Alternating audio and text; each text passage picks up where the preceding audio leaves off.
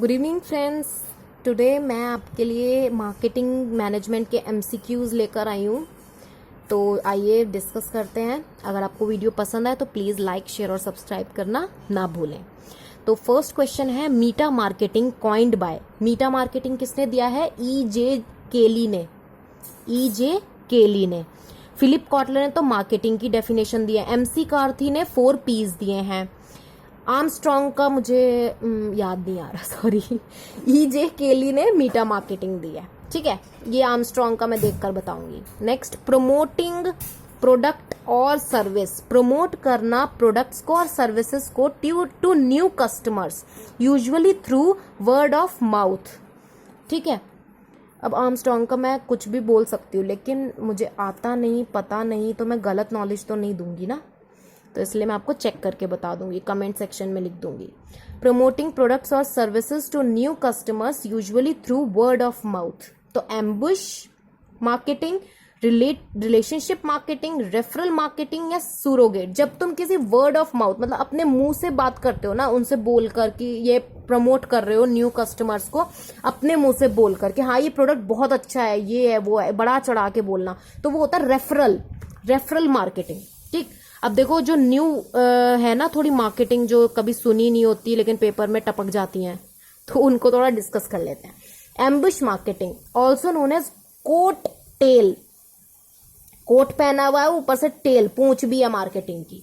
तो ambush marketing क्या है? Coat tail marketing. और predatory ambushing, it is a form of marketing where a company takes advantage of publicity provided by a major event to create awareness for its product without having to contribute or make any financial commitment to the sponsorship of the event। देखो इसको ध्यान से समझना।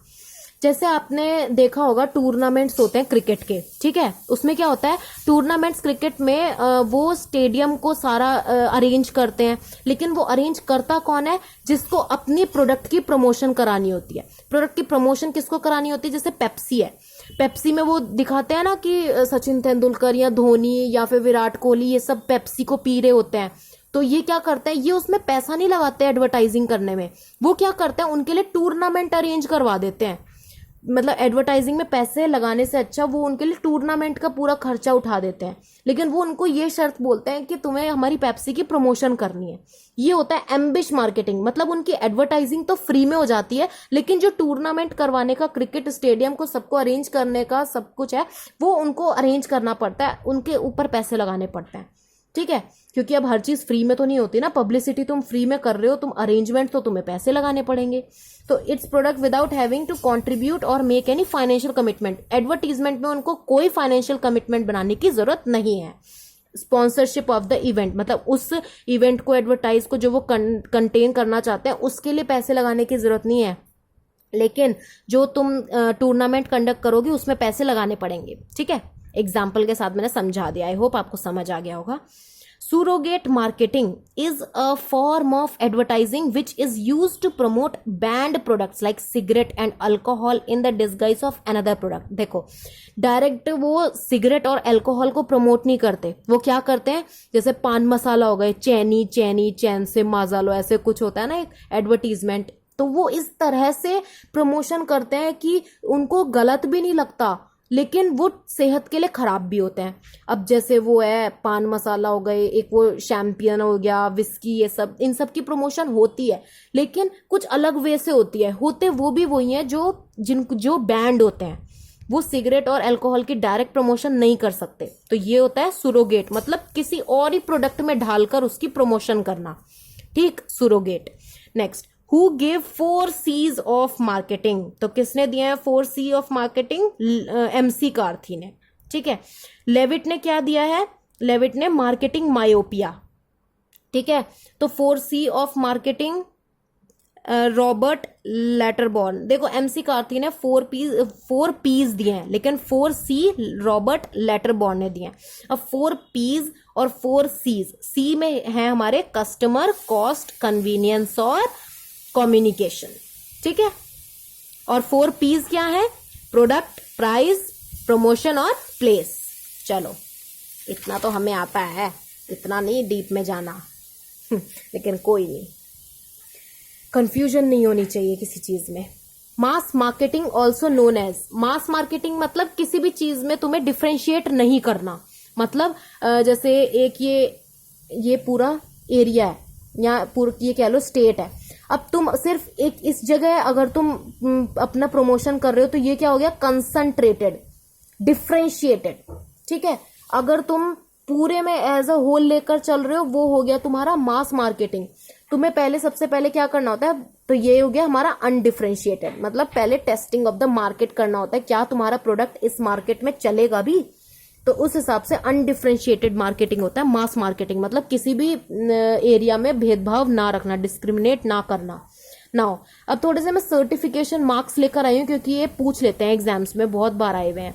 Egg mark किसके लिए use होता है, agricultural products के लिए। BIS हॉलमार्क किसके लिए होता है, certifies the purity of gold jewellery. Eco mark क्या होता है, is an eco label for various product issued by Bureau of Indian Standards voluntary and promotional, ठीक है, Bureau of Indian Standard voluntary and promotion. Now FPO से पता चल रहा है तुम्हें फ्रूट्स और प्रोडक्ट्स के लिए है ये, for all processed fruit product in India. FPO mark हमेशा फ्रूट्स प्रोडक्ट्स या फिर फूड प्रोडक्ट्स के लिए होता है, जैसे जैम्स, ज्वेल्स, ये सब इनके लिए। ISI मार्क किस पे होता है, industrial product certifies that product conforms to a set of standards laid by Bureau of Indian Standards. अब अ डिफेंस स्ट्रैटेजी, एक मतलब MCQ नेक्स्ट, ये आपको याद हो ही जाएंगे। इको लेबल है मतलब इको मार्क है तो इको लेबल, एग मार्क है agriculture, egg agriculture, BIS mark gold jewellery, ये सब आपको पता होगा। ISI इंडस्ट्रियल के लिए, ठीक। FPO मैंने बता दिया फूड प्रोडक्ट्स के लिए।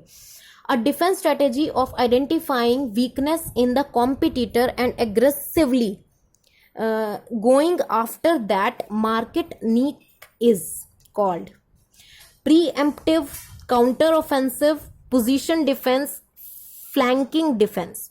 देखो सबसे पहली बात, फ्लैंकिंग डिफेंस क्या होता है, competitive marketing strategy in which market leader attempt to identify and strengthen its own weak points. जिसमें ये कॉम्पिटिटिव मार्केटिंग स्ट्रेटेजी होती है जिसमें जो मार्केट लीडर है ना, जैसे ये कोका कोला का मार्केट लीडर है तो वो अटेम्प्ट करता है आइडेंटिफाई करने के लिए और स्ट्रेंथन करने के लिए, मतलब ढूंढने के लिए। आइडेंटिफाई मतलब ढूंढना और स्ट्रेंथन उनको और स्ट्रॉन्ग करना जो उनके वीक पॉइंट्स हैं, ठीक है। पोजीशन डिफेंस मतलब अपनी जो पोजीशन है मार्केट में उसको बचा कर रखना। फ्लैंकिंग हमने पढ़ ही लिया। काउंटर ऑफेंस मतलब ऐसा होता था कि दोनों तरफ से, जब मार्केट लीडर भी और मार्केट भी दोनों मतलब एक दूसरे को ऑफेंस बचाने की कोशिश करते हैं। जैसे ना ये लीडर है, ये सोचता है कि मेरी इस मार्केट में अच्छी प्रमोशन रहे, तो मार्केट भी बदले में क्या करता है, उनको अच्छी प्राइस देने की कोशिश करता है कि हाँ उनको मना ना करे और अच्छे से अच्छी उनकी सेलिंग हो। तो ये काउंटर ऑफेंस, ठीक है। तो defence strategy of identifying weakness in the competitor and aggressively going after that market niche is called। तो वो aggressively going after that market मतलब आइडेंटिफाई करते हैं वीकनेस कॉम्पिटिटर में और उनको फिर ढूंढने के बाद उनको सब कुछ मार्केट में ठीक भी करने की कोशिश करते हैं। तो ये होता है काउंटर ऑफेंस, ठीक है। Next question, which of the following is an example of product attribute. कौन सा एग्जाम्पल इसमें मतलब प्रोडक्ट एट्रीब्यूट का एग्जाम्पल है। तो फर्स्ट है हमारा प्रोडक्ट डिजाइन है या प्रोडक्ट पैकेजिंग है या ब्रांड है या फिर ब्रांड इक्विटी है। तो इसका आंसर होगा हमारा प्रोडक्ट डिजाइन, यही इसके क्या है, एट्रीब्यूट है। Next, Delphi method of estimating future demand for a product और service is associated with past sales analysis, expert opinion method, market test method, composite sales of force opinion. तो पहले इसका answer देख लेते हैं। डेल्फी मेथड एस्टिमेट करता है future demand of product या सर्विस को, जो कि एक्सपर्ट ओपिनियन मेथड से होती है। अब composite of sales force method opinion क्या होता है, ये एक सेल्स फॉरकास्टिंग मेथड है जहां sales agent forecast the sales, मतलब सेल्स एजेंट जो होते हैं वो फॉरकास्ट करते हैं सेल्स को कि तुम्हारी अगले साल इतनी सेल्स होनी है इन देयर रेस्पेक्टिव टेरिटरी, जहां पे वो सेल्स करना चाहते हैं उस टेरिटरी में, which is consolidated at branch to develop an overall company sales forecast. मतलब वो उस ब्रांच में डेवलप करते हैं ऐसी एक मतलब क्या कहते हैं फॉरकास्टिंग टेक्निक, जिससे वो डेवलप करते हैं कंपनी की सेल फॉरकास्ट की कल या फिर अगले साल कंपनी में इतनी सेल्स होंगी, कंपनी की इतनी सेल्स होंगी इस टेरिटरी में। तो ये हो गया composite of sales force opinion. अब पूरा सब कुछ कंपोजिट एक साथ रखकर, सारी सिचुएशंस को एक साथ रखकर सेल्स की जो फोर्स है या फिर सेल्स है उनकी ओपिनियन बताना कि तुम्हारी अगले साल इतनी सेल्स होके ही रहेगी, ठीक है, या फिर इस टेरिटरी में कितनी सेल्स होगी, वो सूटेबल है या नहीं। आई होप आपको क्लियर हो गया होगा। Next question, this model is highly firm centric where the firm believes that competitive edge lies in its ability to innovate. First, conventional, competitive, contemporary या all of the above. This is conventional. Model highly firm centric, मतलब firm centric, firms पे ज्यादा ध्यान देना, जहां firm believe करती है competitive edge lies with its ability to innovate, उसको इनोवेट करना है, तो ये होता है conventional. Next, what is a cluster of complementary product and services that are closely related in the minds of consumer but spread across a diverse set of industries?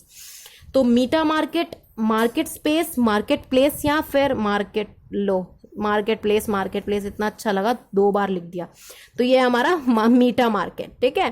Cluster of complementary product, मतलब एक pen है तो ink, मतलब ये complementary product हो गए, और services that are closely related in the minds of consumer but spread across diverse of set of industries, हर जगह इंडस्ट्रीज में फैले होना, तो ये होता है मीटा मार्केट, ठीक है। नेक्स्ट, जैसे होता है ना आउटलेट्स अपने बेचना, ओवरऑल पूरे लार्ज आउटलेट्स, तो ये वही है, कॉम्प्लीमेंट्री प्रोडक्ट को अच्छे से पूरे में स्प्रेड करके बेचना, तो meta market. Next, after concept testing a firm would engage in which stage for developing and marketing a new product? Marketing strategy development, business analysis, test marketing या प्रोडक्ट डेवलपमेंट। तो एक कंसेप्ट टेस्ट करने के बाद तो वो food जो firm है वो एंगेज हो जाती है कौन से स्टेप में, डेवलपिंग के और मार्केटिंग के न्यू प्रोडक्ट में, तो मार्केटिंग स्ट्रेटेजी डेवलपमेंट में, ठीक। चलो, आई होप आपको ये सब पसंद आया होगा। ये अब मेरे नेक्स्ट इको के नोट्स हैं, अगर आपको इको की क्विज अटेंड करनी हो या फिर एमसीक्यूज देखने हो तो आप वो वाला भी ज्वाइन कर सकते हो। ओके, आई होप आपको ये वीडियो पसंद आई होगी। अगर पसंद आई है तो लाइक और सब्सक्राइब करना ना भूले। Thank you so much friends.